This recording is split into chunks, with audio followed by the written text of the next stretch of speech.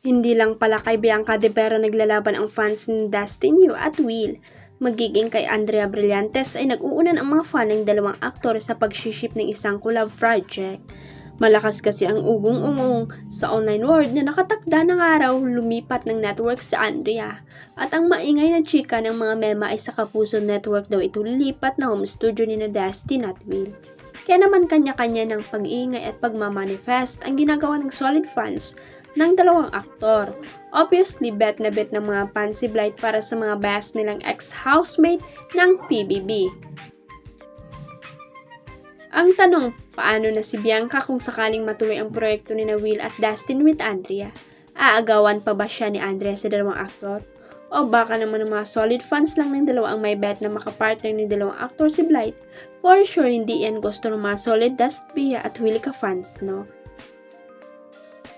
Samantala, ang wish ng fans ni Andrea kung totoo man daw ang balitang paglundad nito sa ibang network, sana raw ay maging successful ito at di matulad sa isang kilalang movie and TV queen na hindi raw umalagwa ang karir mula nang lumipat sa kalabang TV station.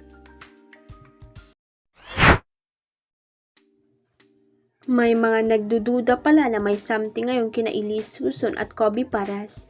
Ilang beses na kasi silang nakitang magkasama, pero nilinaw lang ng Abante na may mga kasama naman sila. May nagkwento nga sa Abante na magkasama sila sa Medusa at The Palace sa BGC o Bonifacio Global City at sa Yes Place at The Palace. Tama ba ang chikang nakarating sa Abante na holding hands sila sa Yes Place at The Palace? Hindi kaya very gentleman lang si Kobe at inalalayan lang si Elise at hindi naman talaga magka-holding hands. Anyway, ilang mga nakasabay nila sa dalawang lugar na iyon ang tinanong ng Abante.